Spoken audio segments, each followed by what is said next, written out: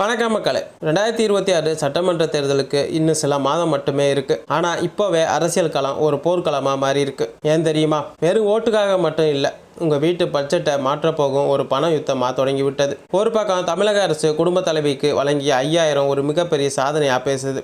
ஆனா அதற்கு போட்டியா மத்திய அரசு ரேஷன் கார்டு வைத்திருக்கும் ஒவ்வொரு குடும்பத்துக்கும் ஆண்டுக்கு 12000 நேரடியா வழங்க போறது என தகவல் கசிஞ்சிருக்கு. இன்று நாம பார்க்க போவது வெறும் செய்தி அல்ல, ஒரு முழுமையான அலசல். தமிழக அரசின் 5000 ஒளிந்துள்ள நிபந்தனைகள் என்ன? மத்திய அரசின் 12000 திட்டம் உண்மையிலேயே சாத்தியமா? இந்த பணமழையில் உங்கள் பெயர் இருக்கிறதா இல்லையா என்பதை எப்படி சரிபார்ப்பது? இந்த வீடியோவை ஸ்கிப் பண்ணாமல் பாருங்கள். அப்போ தான் வீடியோக்குள்ளே என்ன சொல்லியிருக்கோங்கிறத நீங்கள் தெளிவாக தெரிஞ்சுக்கலாம். நண்பர்களே, பிப்ரவரி 13 யாராலும் மறக்க முடியாது. ஏன் தெரியுமா? 1.31 கோடி பெண்களுக்கு ஒவ்வொரு அக்கௌண்ட்டுக்கும் 5000 மொத்தமாக செலுத்தப்பட்டது. இதில் பலருக்கும் ஒரு சந்தேகம், இது எப்படி சாத்தியமாச்சு? இதோட பின்னணியில் ஒரு முக்கிய கணக்கு இருக்குது. அதாவது என்ன சொல்கிறாங்கன்னா, பிப்ரவரி மாதம் உரிமை தொகை ரூபாய் 1000 செலுத்தியிருக்கோம். மார்ச் அண்டு ஏப்ரல் இதுக்கு முன்கூட்டியே ஒரு 2000 ரூபா நாங்கள் செலுத்துகிறோன்னு சொல்லியிருக்காங்க. அது மட்டும் இல்லாமல் கோடைகால சிறப்பு நிதியாக ஒரு 2000 செலுத்துகிறதா சொல்லியிருக்காங்க. இதெல்லாம் கூட்டி மொத்தமாக 5000 ரூபா செலுத்தியிருக்காங்க. நிறையா பேர் தப்பாக நினச்சிருக்காங்க.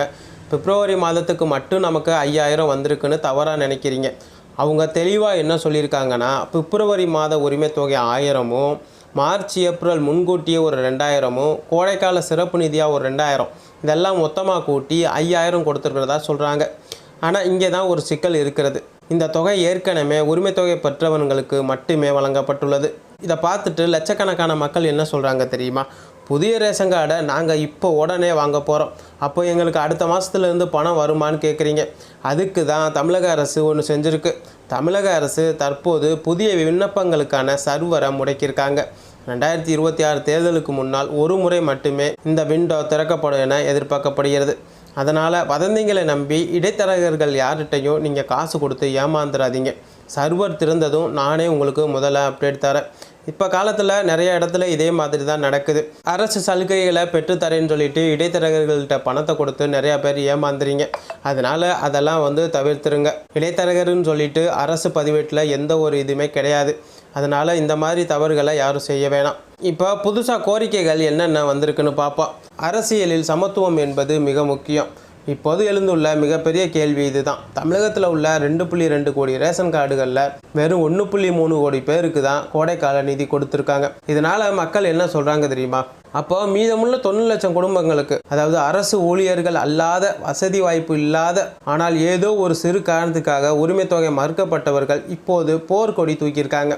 எங்களுக்கு வெயில் சுடுது, அதாவது என்ன சொல்கிறாங்கன்னா, எங்களுக்கும் வெயிலில் போனால் சுட தான் செய்யுது, எங்களுக்கும் மின்சார பில் ஏற தான் செய்யுது என்பது தான் அவங்களோட முக்கியமான வாதமாக இருக்குது. அதனால் அரசியல் வட்டார தகவல் படி என்ன செய்கிறாங்கன்னா, எதிர்க்கட்சிகள் இதை பயன்படுத்த பார்க்குறாங்க. எதிர்க்கட்சிகள் இதை ஆயுதமாக எடுக்க திட்டமிட்டுள்ளதாக ஒரு தகவல் போயிட்டுருக்கு. இதை கவனித்த தமிழக அரசு என்ன சொல்கிறாங்கன்னா, மீதி உள்ள ரேஷன் கார்டுக்கும் 2000 வழங்கலாமா என ரகசியமாக டேட்டாவை சேகரிச்சுக்கிட்டு இருக்கிறதா சொல்கிறாங்க. இது நடந்தால் அதுதான் 2026 தேர்தலின் திருப்பு முனையாக இருக்கும்னு சொல்லப்படுது. இப்போ டெல்லி பக்கம் திரும்புவோம். இப்போ மாநில அரசு 5000 கொடுத்துருக்கு. மத்திய அரசு இதை விட பெருசாக ஏதாவது கொடுக்கணும்லப்பா. இதுக்காகவே மத்திய அரசு ஒரு திட்டத்தை வச்சுருக்கு. அதுதான் ஒருங்கிணைந்த நேரடி மானிய திட்டம். இதோட பின்னணி என்னன்னு தெரியுமா? 3 முக்கிய பின்னணி இருக்குது. PM கிசான் உயர்வு. தற்போது விவசாயிகளுக்கு ஆண்டுக்கு எவ்வளோ கொடுக்குறாங்க? ஆண்டுக்கு 6000 ரூபா கொடுக்குறாங்க. இனிமேல் ஆண்டுக்கு 8000 உயர்த்தப்பட வாய்ப்பு உள்ளதாக பேசப்படுது. இரண்டாவது LPG மானியம், அதாவது உஜ்வாலா மற்றும் சாதாரண சிலிண்டர் மானியங்களை ஒருங்கிணைத்து ஆண்டுக்கு 2000 வரை நேரடி பணமாக கொடுக்கறதா சொல்லப்படுது. மூன்றாவது உர மானியம். விவசாயிங்களுக்கு உரங்களோட விலையை குறைச்சி கொடுக்கறதுக்கு பதிலாக அவங்களோட அக்கௌண்ட்டுக்கு நேரடியாக பணத்தை செலுத்த வேண்டும் அப்படின்னு கோரிக்கைகள் வந்ததால் அதையும் பரிசீலனையில் வச்சுருக்காங்க.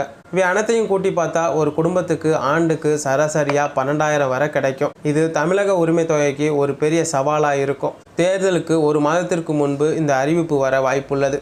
இது வெறும் கனவு அல்ல, நிதி அமைச்சகத்தின் ஆலோசனையில் இருக்கிற ஒரு திட்டமாக பேசப்படுது. பணம் அறிவிக்கப்பட்டாலும் பலருக்கும் அது சேர்றதில்லை. ஏன் தெரியுமா? இந்த 3 தவறுகளை நீங்கள் செஞ்சீங்கன்னா கண்டிப்பாக உங்களுக்கு பணம் வராது. TPT உங்கள் வங்கி கணக்கிற்கு சென்று, ஐயா என் கணக்கில் NPCI லிங்க் ஆகிவிட்டதா, எனபிள் செய்யப்பட்டுள்ளதா என்று கேளுங்க.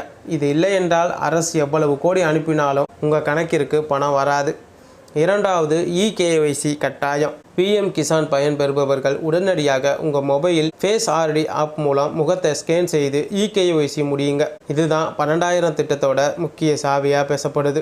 ஆதார் முகவரி. உங்கள் ரேஷன் கார்டில் உள்ள முகவரியும் ஆதாரில் உள்ள முகவரியும் ஒன்றாக இருக்க வேண்டும். மாறுதலாக இருந்தால் உடனே திருத்திருங்க. இப்போ நம்ம இறுதிக்கு வந்துட்டோம். நிறையா பேர் கமெண்டில் கேட்டிருந்தீங்க, பழைய கார்டு வைத்து கொண்டு இதை பெற முடியுமான்னு. இதற்கு பதில், கார்டு பழசா புதுசான்னு பார்க்கக்கூடியது இல்லை, அதில் தகுதி இருக்கோமா இல்லையா என்பது தான் முக்கியம். அடுத்த கேள்வி, தனியார் நிறுவனத்தில் வேலை செய்பவங்களுக்கு கிடைக்குமா? இதற்கு பதில், உங்கள் ஆண்டு வருமானம் 2.5 லட்சத்துக்கு குறைவாக இருந்தால் மட்டுமே மாநில அரசின் தொகை கிடைக்கும். ஆனால் மத்திய அரசின் திட்டத்தில் வருமான வரம்பு தளர்த்தப்பட வாய்ப்புள்ளது. நண்பர்களே, 2026 தேர்தல் வரை இது போன்ற அறிவிப்புகள் வந்து கொண்டே இருக்கும். ஆனால் நான் சொன்ன அந்த 3 வேலைகளையும் இன்றே செய்து விடுங்கள். இந்த தகவல் உங்களுக்கு பிடித்திருந்தால் மறக்காமல் சப்ஸ்கிரைப் செய்யுங்கள். உங்கள் வாட்ஸ்அப் குரூப்புகளில் இதை பகிருங்கள். மீண்டும் ஒரு அதிரடி அப்டேட்டுடன் உங்களை சந்திக்கிறேன். நன்றி, வணக்கம்.